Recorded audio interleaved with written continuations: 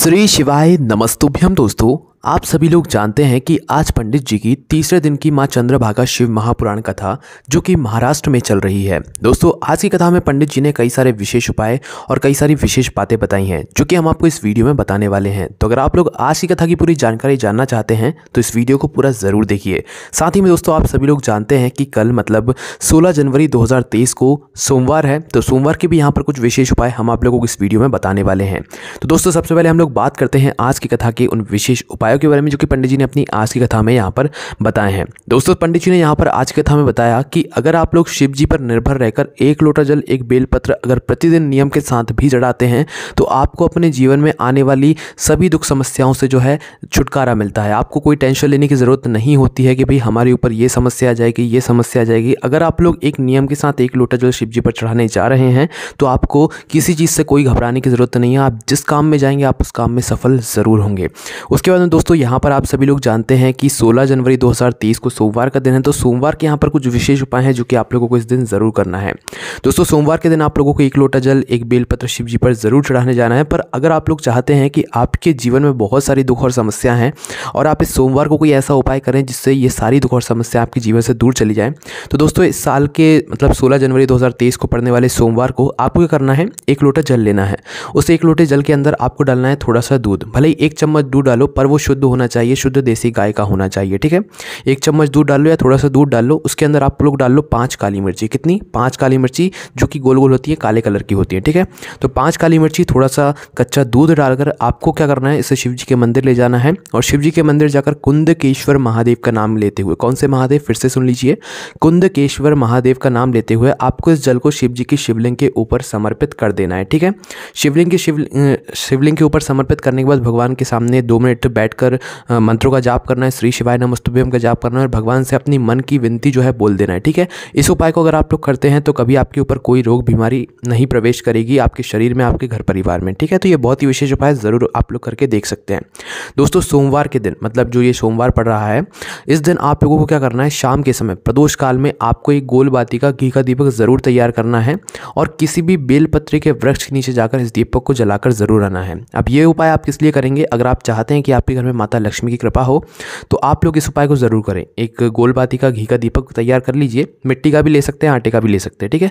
उस दीपक को तैयार करने के बाद आप पहुंच जाइए शाम के समय प्रदोष काल में, सोमवार के दिन, है बेलपत्र के वृक्ष के नीचे। क्योंकि दोस्तों सोमवार के दिन शाम के समय प्रदोष काल में क्या होता है, बेलपत्र के वृक्ष के नीचे माता लक्ष्मी का भी जो है वास रहता है, वो वहाँ पर झाड़ू लगाती है, मतलब बुआरी करती हैं, ठीक है।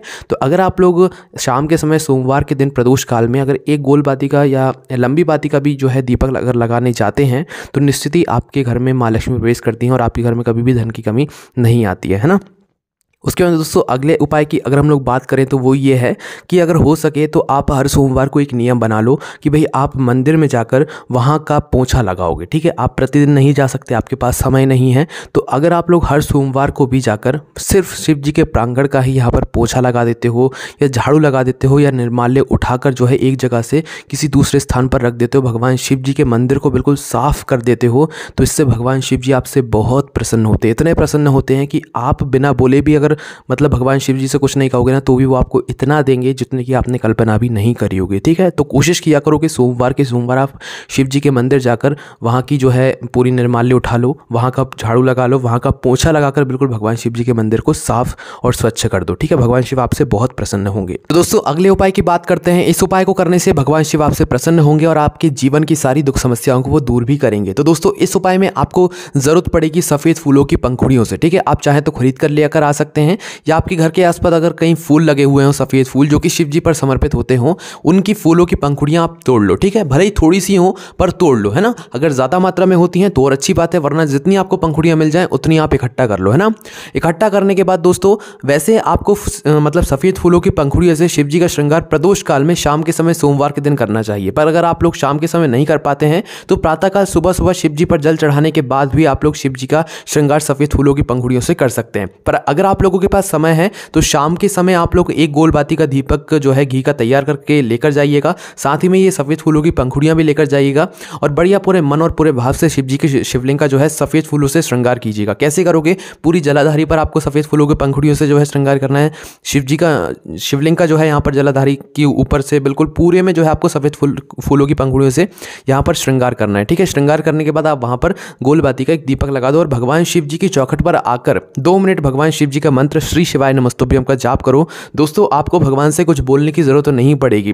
भगवान शिव बिना मांगे आपको इतना कुछ देंगे जितने की आपने कल्पना भी नहीं करी होगी। ये कुछ ऐसे उपाय हैं, कुछ ऐसे काम हैं जिन कामों को अगर आप लोग विशेषकर सोमवार के दिन करते हैं तो आपको जो है भगवान शिव से कुछ बोलने की जरूरत नहीं रहती है। भगवान शिव आपको अपार धन देते हैं, अपार धन लुटा देते हैं आपके ऊपर। अपार आप लोगों को इतनी जो मतलब चीज़ें दे देते हैं जितने की आपने कभी कल्पना भी नहीं की होगी। उसके बाद में दोस्तों अगर अगले उपाय की बात करें जो कि आप लोग सोमवार के दिन कर सकते हैं, वो ये है कि आप 108 चावल के दाने समर्पित कर सकते हैं। ठीक है, अब 108 चावल के दाने अभी तक आप क्या करते थे, एक साथ 108 चावल के दाने अपने सीधे हाथ के तिली में रखे और शिव जी की शिवलिंग के ऊपर मनोकामना को करते हुए चढ़ा दिए। ठीक है, पर अगर आप लोगों को विशेष फल की प्राप्ति चाहिए, आपको चाहिए कि भगवान शिव हमें बहुत ही विशेष फल यहाँ पर इस उपाय को करने के बाद दें, तो आप 108 चावल के दाने अपने घर से गिनकर ले जाइए। ठीक है, मतलब प्रातःकाल सुबह आप जल चढ़ाने जा रहे हैं, शिव जी की पूजन अर्चना करने जा रहे हैं, वो आप करिए। उसके साथ में 108 चावल के दाने और भी रख लीजिए। ठीक है, 108 चावल के दाने शिव जी के मंदिर पहुंचिए, शिव जी की पूजन अर्चना कीजिए। पूजन अर्चना करने के बाद दोस्तों शिव जी के पास में बैठिए। ठीक है, बैठने के बाद क्या करना है, 108 चावल के दाने एक साथ आपको शिवलिंग पर समर्पित नहीं करना है, एक एक करके 108 चावल के दाने आपको शिवलिंग पर समर्पित करना है। और जब एक चावल का दाना आप शिवलिंग पर समर्पित करोगे तो श्री शिवाय नमस्तुभ्यम बोलना है। एक चावल का दाना समर्पित किया, श्री शिवाय नमस्तुभ्यम बोला, दूसरा किया, श्री शिवाय नमस्तुभ्यम बोला। इसी प्रकार से एक एक 108 चावल के दाने समर्पित करो और हर चावल के दाने समर्पित करने के बाद श्री शिवाय नमस्तुभ्यम का जाप करो। आपको इतने विशेष फल की प्राप्ति होगी जितने आपने सोचा भी नहीं होगा। जरूर करके देखिए, बहुत ही यहाँ पर यह विशेष उपाय है। उसके बाद में दोस्तों अगर आप लोग शिव जी के मंदिर गए हैं और आप कुछ लेकर नहीं गए, ठीक है, आप पहुंच गए सोमवार के दिन शिव जी के मंदिर में, सुबह पहुंच गए या शाम को पहुंच गए, ठीक है, और आपके हाथ में कुछ भी नहीं है, तो आप क्या कर सकते हैं कि शिव जी पर चढ़ी हुई कोई भी बेलपत्र उठा लो, उसको धो लो। ठीक है, पहले धोना। अगर शिव जी पर से कोई बेलपत्र आप उठा रहे हो तो डायरेक्ट आपको नहीं चढ़ानी है उसे आप किसी भी जल से धो लो। कहीं पर वहां पर शुद्ध जल होगा तो वहां से थोड़ा सा जल लेकर उसे धो लो। उसके बाद आप लोग इस बेलपत्र को अपने उपाय में उपयोग करो। करना क्या है, इस बेलपत्र को आपको क्या करना है, अपनी मनोकामना को करते हुए श्री शिवाय नमस्तुभ्यम का जाप करते हुए इस बेलपत्र को अपनी मनोकामना करते हुए शिव जी की शिवलिंग के ऊपर सोमवार के दिन प्रातःकाल सुबह या शाम के समय प्रदोष काल में शिव जी पर समर्पित कर दो। भगवान शिव आपसे प्रसन्न होंगे और आपकी मनोकामना को भी वो पूर्ण जरूर करेंगे। उसके बाद में दोस्तों माघ का महीना चल रहा है और माघ के महीने का ये सोमवार है, तो दोस्तों ये उपाय आपको विशेषकर रूप से करना ही करना है। आपको करना क्या है, सोमवार के दिन शाम के समय प्रदोष काल में एक गोल बाती का घी का दीपक तैयार करना है। ठीक है, उस घी के दीपक के अंदर आपको काली तिल थोड़ी सी डाल देनी, क्योंकि माघ के महीने में काली तिल का एक विशेष महत्व होता है और शिव जी पर भी काली तिल चढ़ाई जाती है। ठीक है,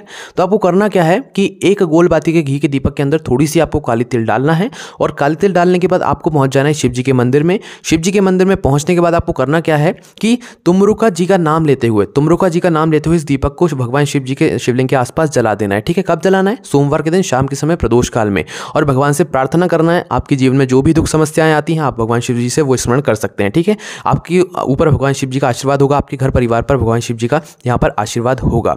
और दोस्तों भगवान शिव जी को आपका पहनावा नहीं चाहिए, भगवान शिव जी को आपका दिल चाहिए, आपका मन चाहिए कि आप किस भाव से उनके पास आ रहे हैं। भगवान शिव जी के पास कभी आप लोग अपने मन की इच्छा रखकर मत जाओ, आप बस अपने मन और पूरे भाव से जाओ कि हमें भगवान शिव जी के दर्शन करने हैं। आपको भगवान शिव जी से कभी कुछ बोलने की जरूरत नहीं पड़ेगी, आपको भगवान शिव जी बिना मांगे सब कुछ देंगे। बस अपने मन में भाव रखकर ही आप लोग शिव जी के मंदिर पहुंचे, बहुत कुछ आप लोगों को यहाँ पर देखने को मिलेगा। उसके बाद में दोस्तों आज की कथा की हम कुछ छोटी छोटी बातों के बारे में बात कर लेते हैं जो कि पंडित जी ने अपनी आज की कथा में बताई हैं।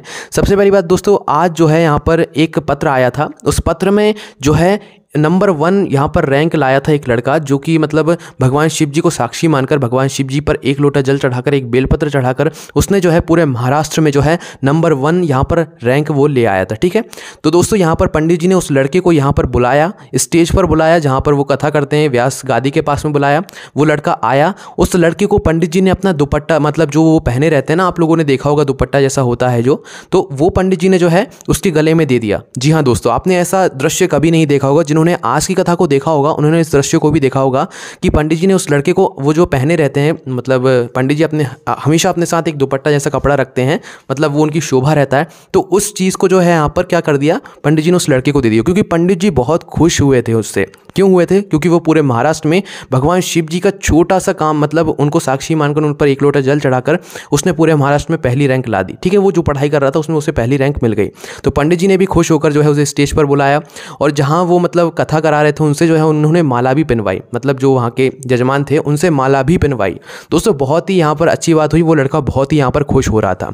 उसके बाद दोस्तों आज पंडित जी ने ये बात बताई कि शिव की भक्ति से जो मिलता है वो और कहीं नहीं मिलता है। आप किसी के घर काम कर लो या कहीं पर भी कोई भी काम कर लो, पर जो मज़ा, जो आनंद आपको शिव जी की भक्ति में आएगा, शिव जी के मंदिर में पोंछा लगाने से आएगा, शिव जी के मंदिर में झाड़ू लगाने से आएगा, शिव जी के मंदिर की चौखट पर बैठने से आएगा, वो मज़ा या वो आनंद आपको और कहीं नहीं मिल सकता। पंडित जी ने आज की कथा में ये बात भी बताई है। उसके बाद दोस्तों एक सवाल यहाँ पर पत्र के जरिए जो है पंडित जी से यहाँ पर किसी ने पूछा था, एक छोटी सी मतलब लड़की ने पूछा था, तो वो भी प्रश्न आप लोग सुन लीजिए और उसका जवाब भी सुनिए। दोस्तों उस पत्र में लिखा हुआ था, उस बच्ची ने पूछा था कि क्या हम जब कोचिंग जाते हैं, सुबह सुबह हम लोग कोचिंग निकल जाते हैं, तो उस समय हमारा मन रहता है कि हम शिव जी पर जल चढ़ा दें, पर उस समय हम कोचिंग में के कपड़ों में रहते हैं, मतलब शर्ट पहने रहते हैं या पैंट पहने रहते हैं, तो इस वेशभूषा में क्या हम लोग शिव जी के मंदिर में प्रातःकाल सुबह सुबह एक लोटा जल चढ़ाने जा सकते हैं? क्योंकि अगर हम लोग शिव जी के मंदिर जाएंगे, दूसरे कपड़े पहनकर जाएंगे, फिर आकर बदलेंगे और कोचिंग जाएंगे तो लेट हो जाएंगे। तो उस स्थान पर पंडित जी ने क्या जवाब दिया वो आप लोग सुनिए। दोस्तों पंडित जी ने बोला कि भगवान शिव कभी आपकी वेशभूषा नहीं देखते, आप क्या पहन कर आ रहे हो, कैसे पहन कर आ रहे हो,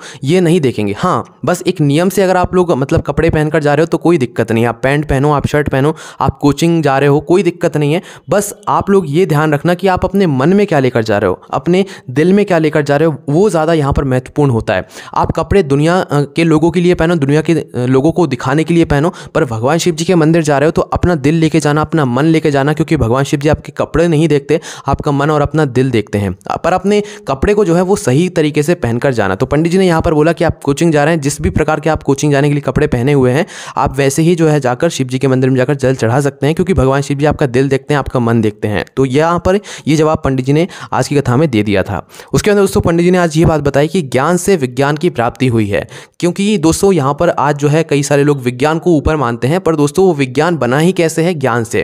क्योंकि दोस्तों आप सभी लोग जानते हैं कि ज्ञान के आगे वी लगाए तो विज्ञान बना है। तो पंडित जी ने बोला कि ज्ञान से ही विज्ञान बना है, ज्ञान से ही विज्ञान की प्राप्ति हुई है। तो ज्ञान भी है और विज्ञान भी है। विज्ञान की अलग बातें हैं और ज्ञान की भी अलग बातें हैं। कहीं ना कहीं विज्ञान भी ज्ञान से ही जुड़ा हुआ है।